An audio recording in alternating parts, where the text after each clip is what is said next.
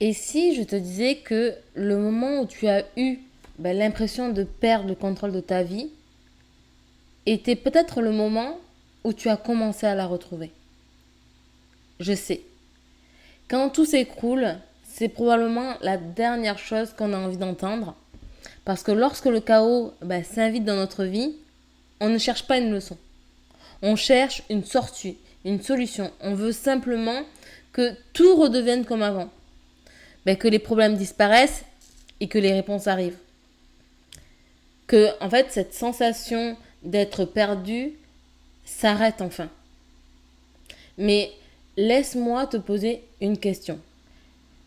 Et si ce que tu appelles aujourd'hui le pire moment de ta vie était en réalité le premier jour de ta véritable transformation? Parce qu'il existe une période que personne ne comprend, d'accord? Une période qui peut être étrange et qui peut être aussi déstabilisante, presque d'ailleurs invisible pour les autres. Une période où tu continues justement d'aller travailler, de continuer de sourire, tu continues de répondre ça va tout le monde quand on te pose la question, mais à l'intérieur de toi, plus rien ne ressemble à avant. Tu te lèves le matin avec une fatigue que le sommeil ne soigne pas. Tu regardes autour de toi et tu as l'impression en fait que ta propre vie en fait ne t'appartient plus. Ce travail que tu aimais aujourd'hui, il te vide. En fait, ces habitudes qui te rassuraient finissent par aujourd'hui te peser. Ces conversations qui t'animaient te fatiguent au plus haut point. Genre, t'as juste une envie, c'est que ça s'arrête. Même les choses que tu attendais jusqu'à maintenant avec impatience n'ont plus la même saveur. Et le plus déroutant, j'imagine, c'est que tu ne sais même pas expliquer pourquoi. Alors tu dois sûrement te dire, qu'est-ce qui ne va pas chez moi? Pourquoi en fait je n'arrive plus à être heureux ou heureuse avec une vie qui pourtant semble aller si bien? Et en fait tu te vois culpabiliser de te plaindre, tu te compares, tu regardes les autres avancer alors que toi non, tu les vois construire, réussir, publier peut-être leur réussite, les montrer au grand jour. Et du coup, tu peux voir aussi leur voyage, leurs projets, leur bonheur. Et toi, à côté de ça, tu as simplement l'impression de survivre. Comme si ta vie s'était arrêtée. Pendant que celle des autres continuait. Et c'est précisément à ce moment-là que beaucoup de personnes pensent être en train d'échouer. Pourtant, si tu regardes les grandes transformations de la nature, tu pourras remarquer quelque chose qui est assez fascinant, que aucune renaissance ne commence dans le confort. D'accord? Regarde une forêt après un incendie. Pendant des semaines, elle ressemble à un paysage mort. C'est noir, tout est sec, tout est vide, silencieux. Si tu passes devant, tu pourrais croire que tout est terminé. Que la vie a disparu. Mais en fait, il faut se dire que sous cette terre brûlée, quelque chose est déjà en train de travailler. Il y a des graines qui attendaient parfois depuis des années, qui ne pouvaient pas germer qu'après avoir traversé le feu. C'est incroyable, hein? En fait, certaines formes de vie ont besoin du chaos pour commencer à exister. Et en fait, je me demande souvent si les êtres humains ne fonctionneraient pas parfois de la même manière.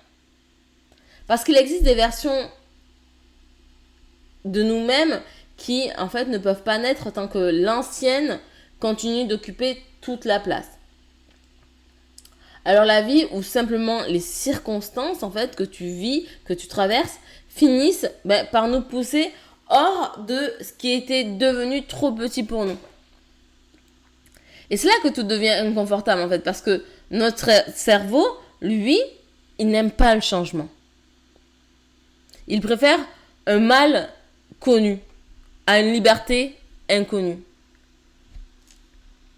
C'est fou. C'est l'une de ses fonctions les plus anciennes et il est là pour nous protéger. Préserver ce qui, lui, semble familier, même si ce familier, en fait, nous rend malheureux. C'est pour cette raison qu'il est parfois plus difficile de rester dans un travail qui nous éteint que de partir vers quelque chose qui, pour nous, est incertain. Il est plus facile de rester dans une relation où l'on ne se reconnaît plus que d'affronter la solitude. Il est plus facile de continuer une vie qui ne nous ressemble plus que de reconstruire entièrement notre identité. Parce que l'inconnu fait peur et je l'entends. Et cette peur, notre cerveau la traduit souvent par une seule idée. Reviens en arrière, retrouve ce que tu connais, ne prends pas de risques. Mais en fait, quand il se met en mode survie, il y a un problème. On ne peut pas en fait retrouver une ancienne version de soi. Quand en fait notre âme, ou si tu préfères notre monde intérieur a déjà commencé à évoluer. C'est un peu comme essayer de remettre des chaussures d'enfant sur des pieds devenus adultes. Ce n'est pas que les chaussures elles sont mauvaises, pas du tout. C'est simplement qu'elles ne sont plus à ta taille. Tu vois ou pas ce que je veux dire? Que elles t'ont porté jusqu'à un certain moment, mais quand c'est devenu trop petit, tu as changé de chaussures. Et pourtant, combien d'entre nous passons des années à essayer de rentrer à nouveau dans une vie devenue trop étroite pour nous? Donc, du coup, ils changent de coiffure, prennent quelques jours de vacances, achètent quelque chose de nouveau, pensent qu'ils ont seulement besoin de motivation. Alors qu'au fond, ce n'est pas leur motivation qui est fatiguée, c'est leur identité qui réclame une évolution. Je crois qu'il existe une immense différence entre être perdu et être en transition. Mais lorsque nous sommes au milieu du chaos, nous sommes incapables de faire cette différence. Nous croyons que tout s'effondre alors qu'en fait que quelque chose est peut-être simplement en train de réorganiser. Imagine un puzzle. Tu passes des heures à le construire. Puis, en fait, quelqu'un le renverse complètement. Bon, déjà, tu rages un peu. Vu de l'extérieur, tu te dirais que tout est détruit. Mais si au milieu des pièces éparpillées, on t'annonçait qu'il ne s'agissait pas du bon puzzle, et qu'on allait enfin te donner celui qui correspond réellement à l'image que tu cherches depuis toujours. Est-ce que tu verras encore ce désordre de la même manière?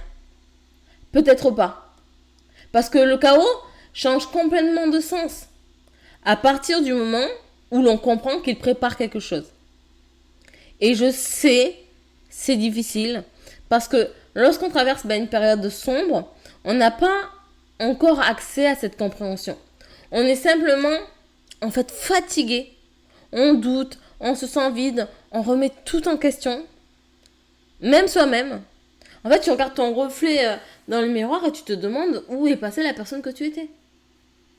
Tu ne te reconnais plus. Tu ne sais plus ce que tu veux.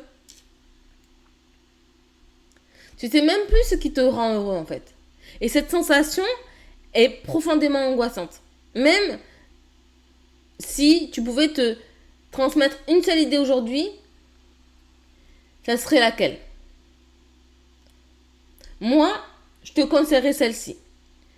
Que tu n'es peut-être pas perdu. Tu es peut-être entre deux versions de toi. Et en fait, cette phrase, j'aimerais que tu la gardes précieusement. Parce qu'elle a changé ma manière, moi, de regarder les périodes les plus difficiles de mon existence. Le chaos n'est pas toujours le signe que la vie est contre toi. Il est parfois, en fait, le signe qu'elle refuse simplement de te laisser vivre une vie qui n'est plus alignée avec la personne que tu deviens. Alors oui, effectivement, je peux comprendre que ça secoue, ça dérange, ça fait peur, mais peut-être que le véritable danger n'est pas de traverser le chaos. Le véritable danger serait de ne jamais avoir le courage de découvrir qui tu aurais pu devenir de l'autre côté.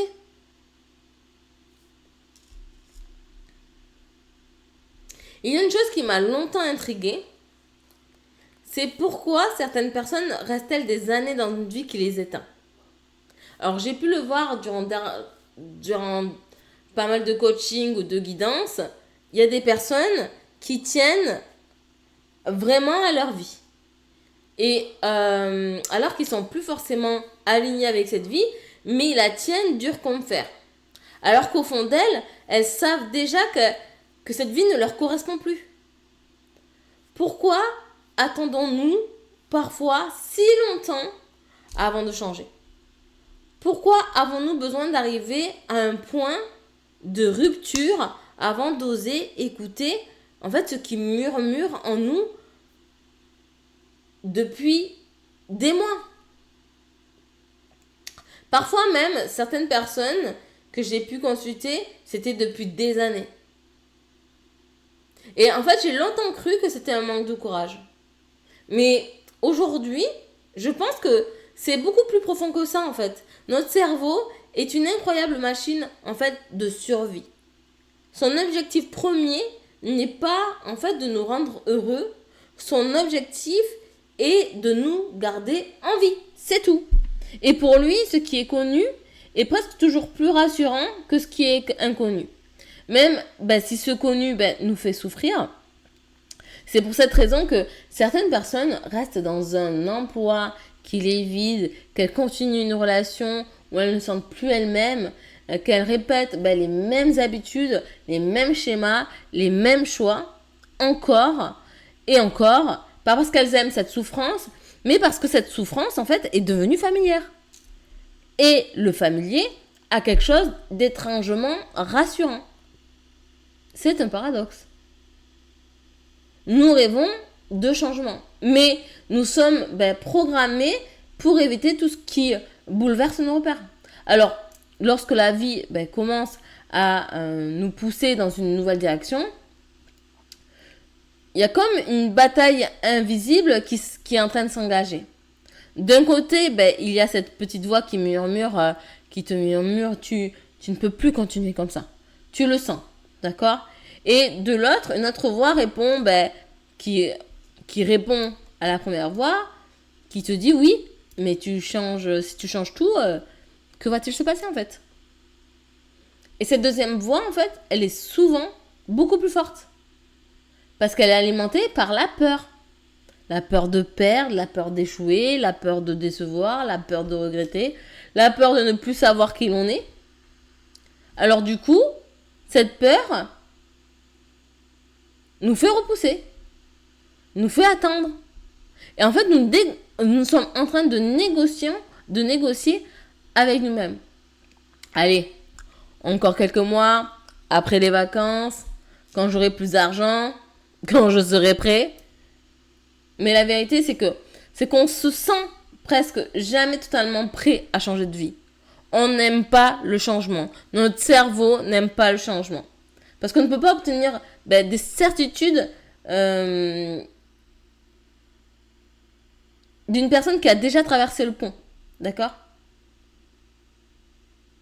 Tant qu'on est encore sur la rive, et pourtant,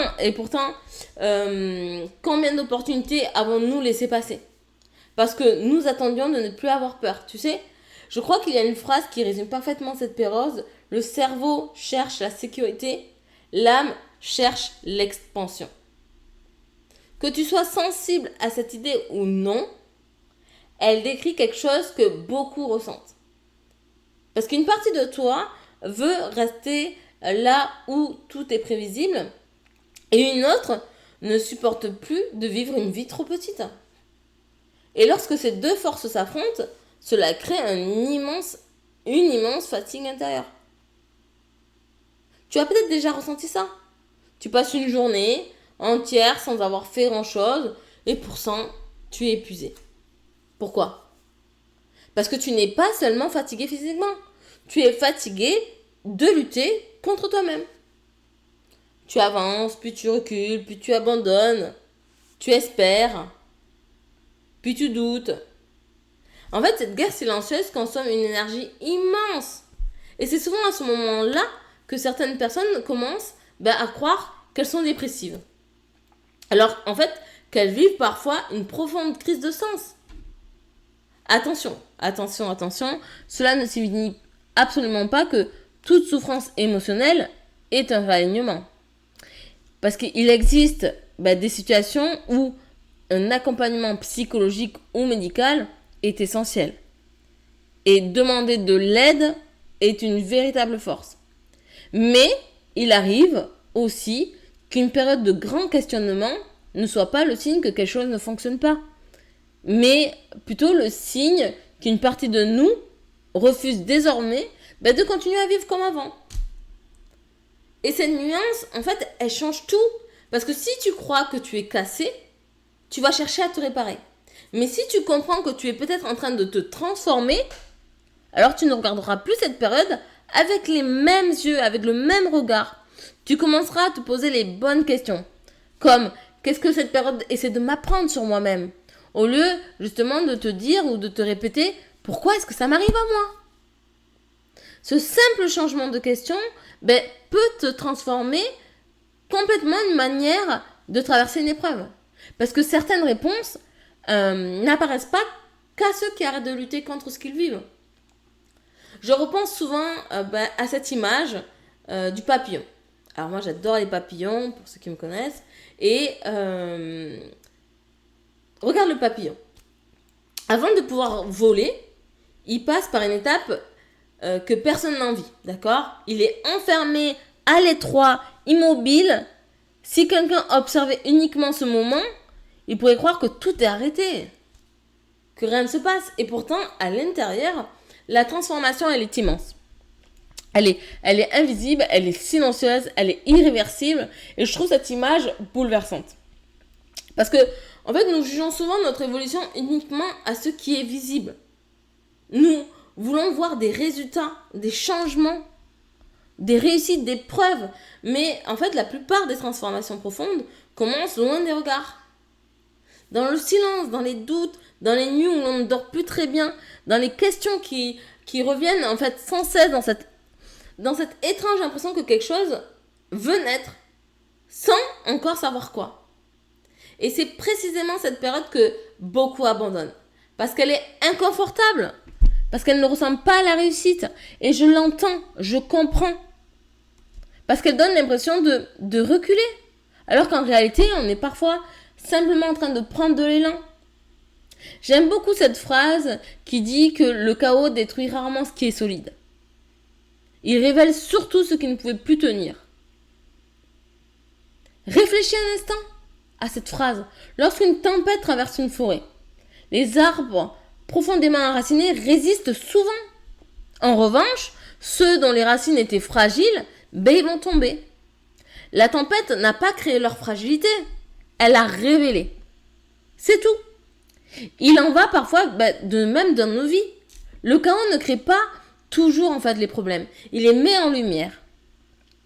Il révèle les relations qui tenaient uniquement par habitude, les emplois qui ne faisaient plus sens, les rêves que nous avions oubliés, les blessures aussi que nous avions cachées sous un quotidien bien rempli.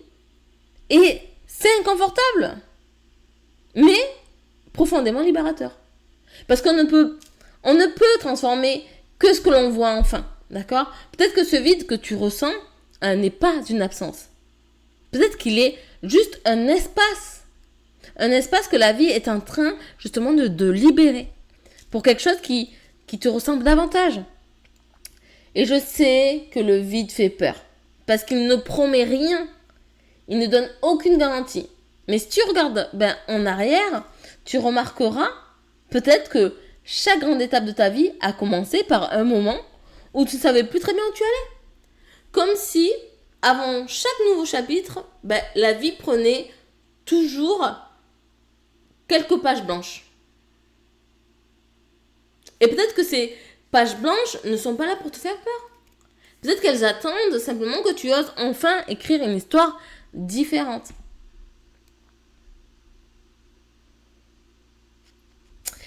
Il existe un moment si discret que beaucoup passent à côté. Et ce n'est pas le jour où tout va mieux. Ce n'est pas le jour où tu trouves enfin toutes les réponses. Et ce n'est même pas le jour où tu retrouveras confiance. C'est quelque chose qui est beaucoup plus subtil que ça, parce que c'est le jour où justement tu arrêtes de vouloir redevenir la personne que tu étais. Je crois que c'est à cet instant précis que le réalignement commence vraiment. Parce que tant que tu cherches à reconstruire ton ancienne vie, tu te bats contre le changement. Tu cherches à réparer ce qui n'est peut-être pas fait pour être réparé. Tu veux remettre chaque pièce exactement à la même place, comme si en fait le bonheur consistait uniquement à retrouver ce que tu avais perdu. Mais parfois ce n'est pas ce que tu as perdu qui te fait souffrir, c'est ce que tu refuses encore de laisser partir. Il y a une phrase qui m'accompagne depuis longtemps. On ne guérit pas toujours en retrouvant ce que l'on avait. Parfois, on guérit en cessant de vouloir revenir en arrière. C'est une phrase que mon père m'a appris par la force des choses, mais qui est tellement réelle. Ne cherche pas à devenir comme avant. Parce que devenir comme avant, c'est peut-être pas la meilleure version de toi-même. Et c'est sûr que c'est pas la meilleure version de toi-même. Et tu te limites en faisant ça, en voulant aller devenir la version d'avant. Et je sais à quel point c'est difficile. Parce que l'être humain aime les certitudes. Nous aimons savoir où nous allons. Nous aimons comprendre. Nous voulons des explications, des dates, des garanties. On aime bien ça. Nous voudrions que quelqu'un nous dise ne t'inquiète pas, dans 3 mois, tout ira mieux. Et là, tu te diras tranquille. Ou encore, cette épreuve a exactement cette signification. Mais la vie fonctionne rarement ainsi.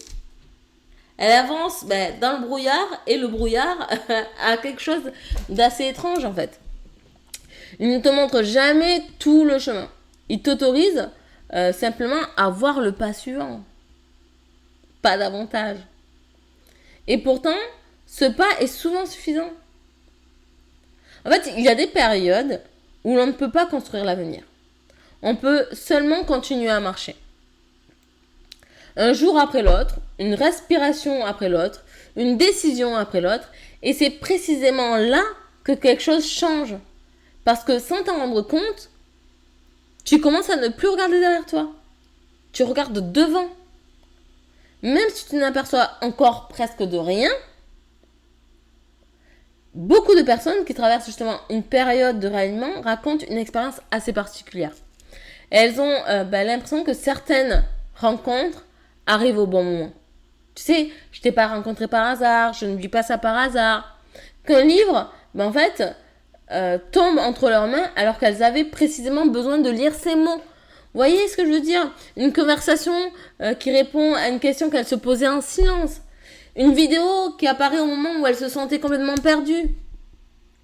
Certaines personnes y voient des synchronicités.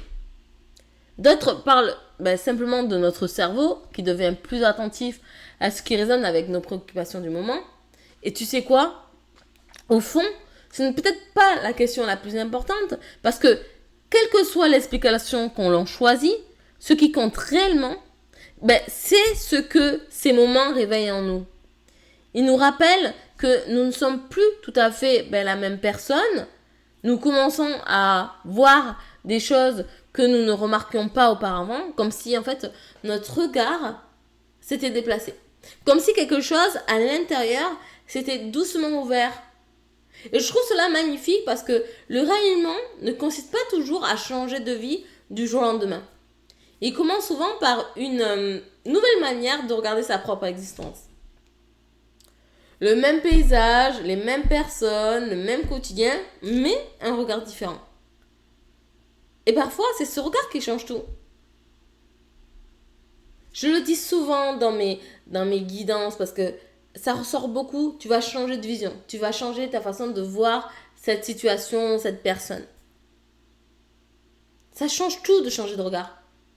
Tu sais, ce qui me touche le plus lorsque j'échange avec des personnes en plein réalignement, ce n'est pas qu'elles aient trouvé toutes les réponses, d'accord? C'est qu'elles commencent enfin à se poser les bonnes questions. Et là, je pense à 2-3 personnes que je suis.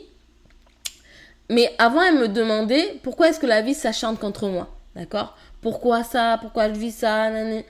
Et aujourd'hui, elles demandent qu'est-ce que cette période révèle de moi? Avant, elles voulaient retrouver leur ancienne vie, d'accord? Avant, elles cherchaient à être la personne que les autres attendaient, d'accord? Aujourd'hui, elles veulent construire une vie qui leur ressemble. Aujourd'hui, elles commencent à découvrir qui elles sont réellement. Et en fait, cette différence change absolument tout. Parce qu'à partir de cet instant, tu ne vis plus pour suivre. Tu commences à vivre pour être aligné. Et il y a aussi une autre vérité dont on parle très peu. Le réalignement est rarement spectaculaire. Alors je sais que je le dis souvent, mais c'est vrai qu'il y en a qui pensent que t'as la lumière qui s'allume, t'as les feux de projecteur, t'as la musique de fond. Tant mieux si dans ta tête ça se passe comme ça, mais je t'assure que de l'extérieur, il n'y a rien de spectaculaire. Moi, je suis en train de le vivre actuellement et je vous assure qu'il n'y a rien de spectaculaire. Il n'y a pas les feux de projecteur, il n'y a pas les paillettes, il n'y a pas la paille à bande son. C'est rien de spectaculaire. En fait, je sais que les réseaux sociaux nous montrent souvent la transformation comme une révélation. D'accord? Vous voyez, les feux de projecteur, tout ça. Une décision radicale, une nouvelle vie, un avant, un après. Mais en fait, dans la réalité, le réalignement ressemble souvent à de toutes petites décisions. Tu apprends à dire non. Tu arrêtes d'accepter ce qui t'épuise. Tu vas te reposer sans culpabilité. Tu prends enfin du temps pour toi. Tu cesses de courir après la validation des gens. Tu écoutes davantage ton intuition.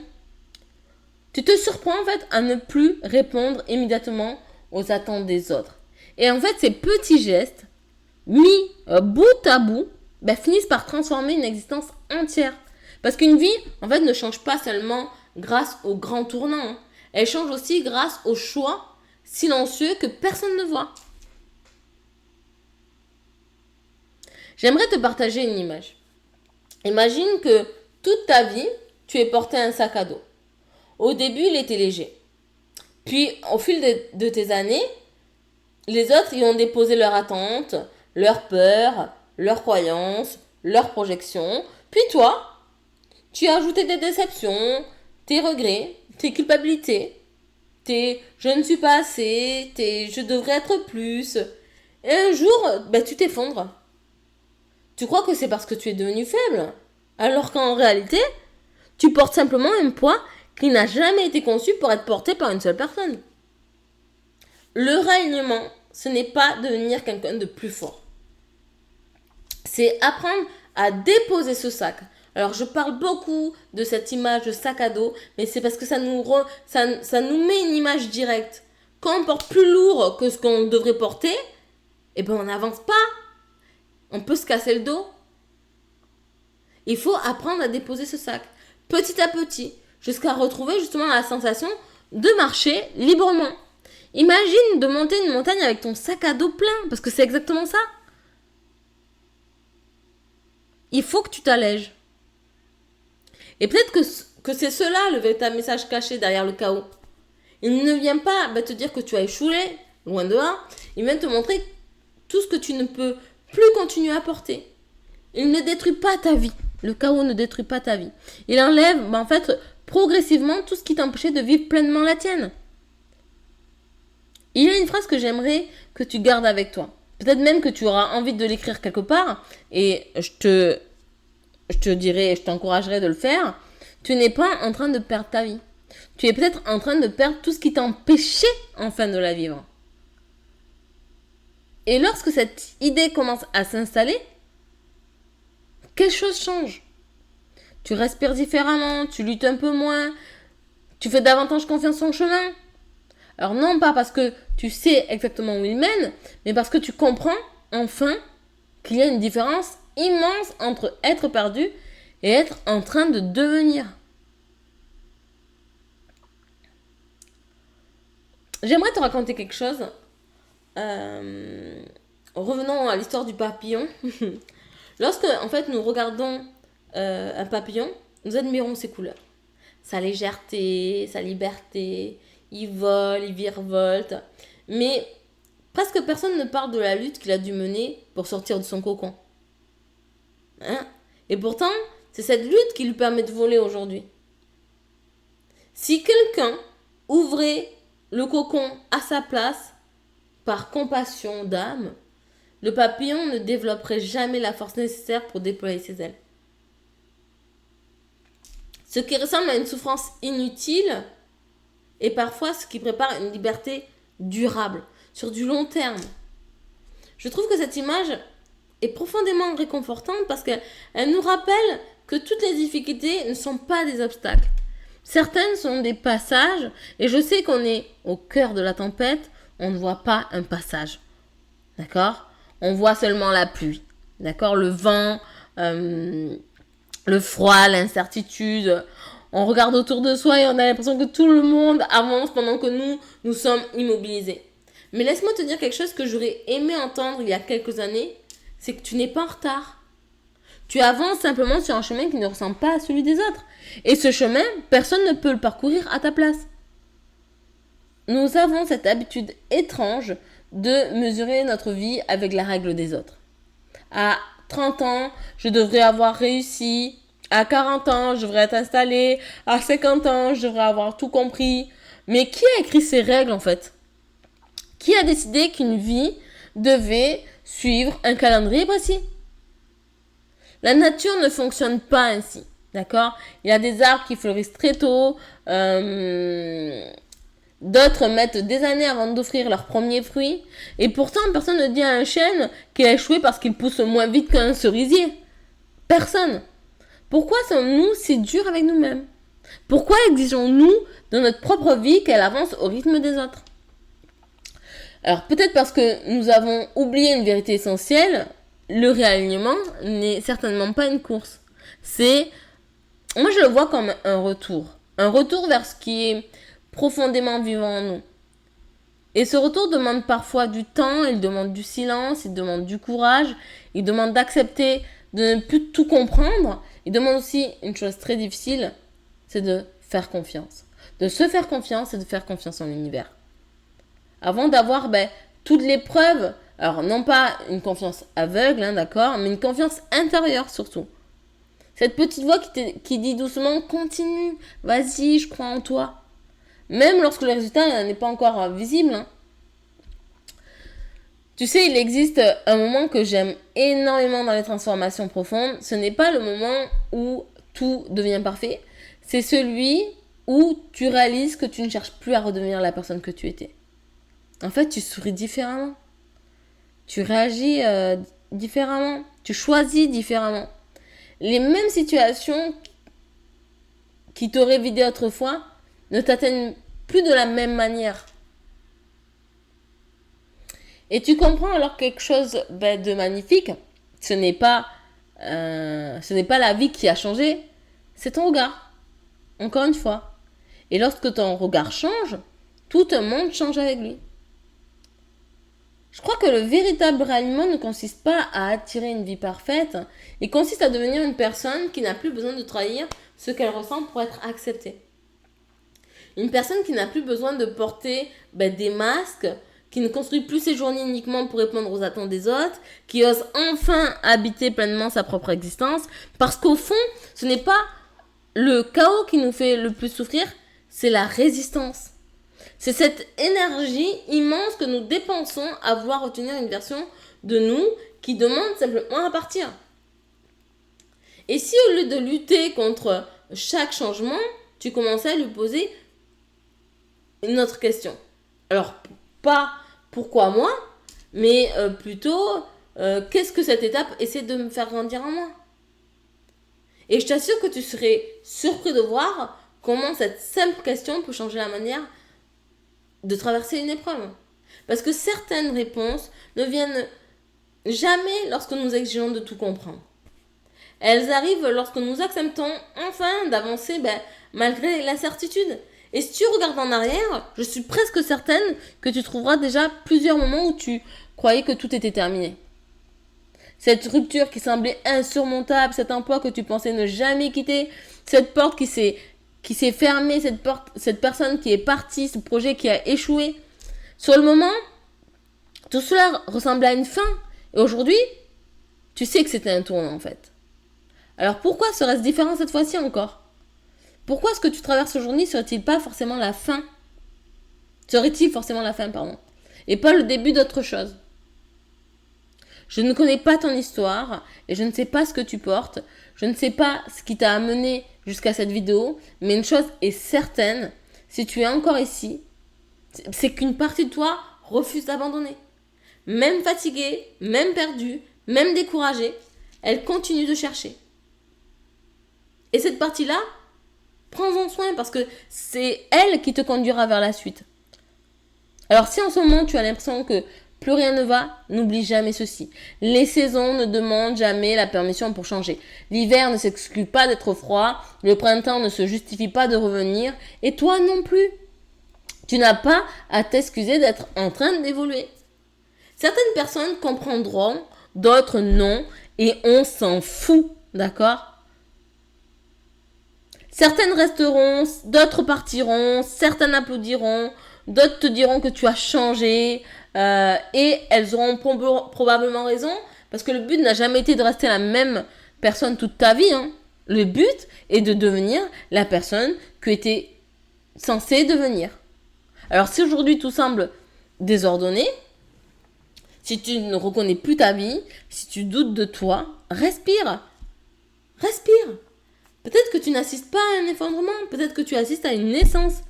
Une naissance est rarement silencieuse. Elle bouleverse, elle fatigue, elle fait peur, mais elle annonce toujours une vie nouvelle. J'aimerais terminer cette vidéo avec ces quelques mots.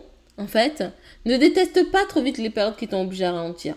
Ne maudis pas trop vite les chemins qui se sont fermés. Ne crois pas trop vite que le vide est ton ennemi. Parce que parfois, la vie retire de tes mains ce que tu ne lâchais plus.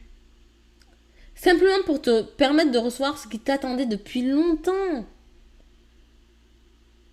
Si cette vidéo a trouvé un écho en toi, si tu sens que tu es justement dans cette période où tout semble vaciller, alors peut-être que tu n'as pas besoin qu'on te dise quoi faire, tu as peut-être simplement besoin d'être accompagné pendant cette traversée. C'est exactement pour cela d'ailleurs que j'ai créé mon programme de réalignement. Alors non pas pour te donner une version toute faite de la vie que tu devrais construire, hein, pas du tout, mais pour t'aider à retrouver la tienne, à faire justement la différence entre les peurs qui te freinent et l'intuition qui cherche à te guider, et à retrouver ce sentiment si précieux d'être enfin aligné avec ce que tu es profondément. Tu trouveras toutes les informations dans la description, et si ce n'est pas le bon moment pour toi, ce n'est pas grave. Prends simplement avec toi cette dernière pensée, peut-être la plus importante de toute cette vidéo d'ailleurs. J'ai parlé pendant... Mais s'il faut, c'est que ça que tu vas retenir. Tu n'as pas besoin que toute la route soit éclairée. Tu as seulement besoin d'assez de lumière pour faire le prochain pas. Parce qu'au fond, le réalignement ne commence pas le jour où tout devient clair, hein, il commence le jour où, malgré le doute, tu choisis d'avancer. Merci d'avoir partagé ce moment avec moi, et surtout, prends soin de la personne que tu es en train de devenir, parce qu'elle mérite d'être accueillie vraiment avec autant de douceur que de courage. Ok? Je te fais confiance et je te dis à très vite.